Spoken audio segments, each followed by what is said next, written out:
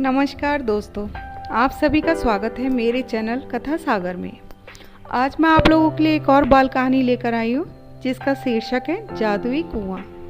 अगर आप लोगों को मेरी ये कहानी अच्छी लगे तो मेरे चैनल को लाइक और सब्सक्राइब ज़रूर कीजिएगा। तो आइए शुरू करते हैं। बहुत समय पहले की बात है, एक गांव था। उस गांव में एक कुआं था। गांव के सभी लोग उसी कुएं से पानी लिया करते थे। उसी गांव में एक भोला नाम का आदमी रहता था। भोला बहुत ही सीधा साधा और ईमानदार आदमी था। वह दिन भर अपने खेतों में मेहनत करता और शाम को अपने घर जाता। घर पर उसकी बूढ़ी माँ थी। उन दोनों का जीवन ऐसे ही चल रहा था। अक्सर उसकी बूढ़ी माँ ही कुएं से पानी लेने जाती थी। लेकिन एक दिन उसकी माँ को बुखार आ गया। भोला ने देखा उसकी माँ की तबीयत ठीक नहीं है, तो वो अपनी माँ से बोला, माँ, ओ माँ, आज तुम कुएं पे पानी लेने मत जाना। उसकी माँ ने कहा, अच्छा बेटा। भोला ने कहा, आज मैं खेतों पे जाने से पहले तुम्हारे काम के लिए सारा पानी भर कर रख दूंगा, तुम परेशान ना होना। माँ ने कहा, ठीक है। तब भोला ने बाल्टी उठाई और रस्सी उठाई, वह कुएं पे पानी भरने चल दिया।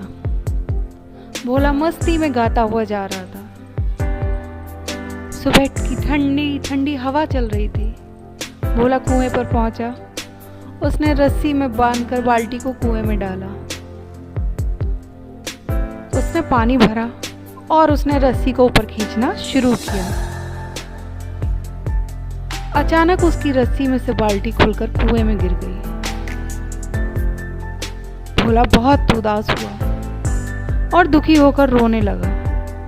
वह सोचने लगा, मैं तो वैसे ही गरीब हूँ, मेरे पास बस यही एक बाल्टी थी, अब मैं पानी कैसे भरूंगा।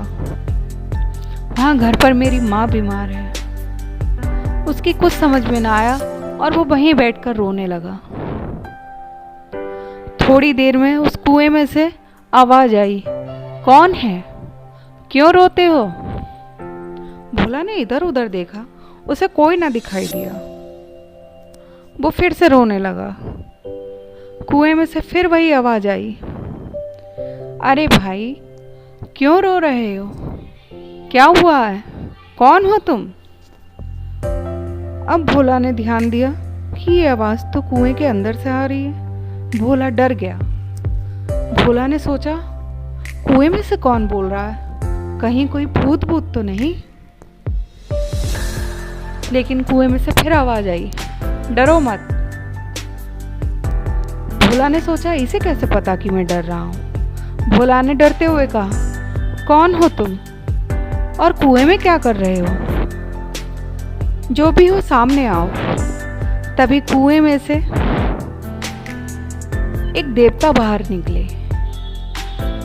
उनके अंदर से किरणें फूट रही थी, चारों तरफ रोशनी फैल रही थी।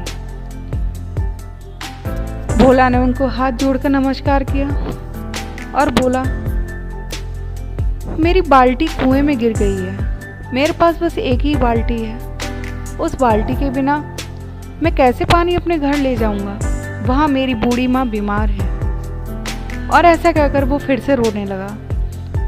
जल देवता बोले, तुम परेशान मत हो, मैं इस कुएं में रहता हूँ। तुम्हारी बाल्टी कैसी थी, मैं तुम्हें अभी लाकर देता हूँ। भोला ने कहा, आपकी बहुत कृपा होगी। जल देवता कुएं के अंदर गए और एक सोने की बाल्टी लाकर दी। बोले, ये लो तुम्हारी बाल्टी। बोला, नहीं नहीं प्रभु, ये मेरी बाल्टी नहीं है, ये तो किसी और की बाल्टी है। जल देवता ने कहा, अच्छा। वो फिर से कुएं में गए और वो एक बाल्टी और हाथ में लेकर आए। वह बाल्टी चांदी की थी और चमक रही थी। उन्होंने भोला से कहा, ये लो तुम्हारी बाल्टी, ये तो तुम्हारी है ना। भोला ने कहा, नहीं नहीं भगवान, ये बाल्टी भी मेरी नहीं है, मेरी बाल्टी तो काली है और पुरानी हो गई है, ये बाल्टी तो बहुत चमक रही है। जल देवता फिर से अंदर गए। इस बार उनके हाथ में भोला की बाल्टी थी। जो लोहे की बनी हुई थी। भोला उस बाल्टी को देखते ही बहुत खुश हुआ। बोला, हाँ हाँ, यही तो मेरी बाल्टी है, आपका बहुत बहुत धन्यवाद।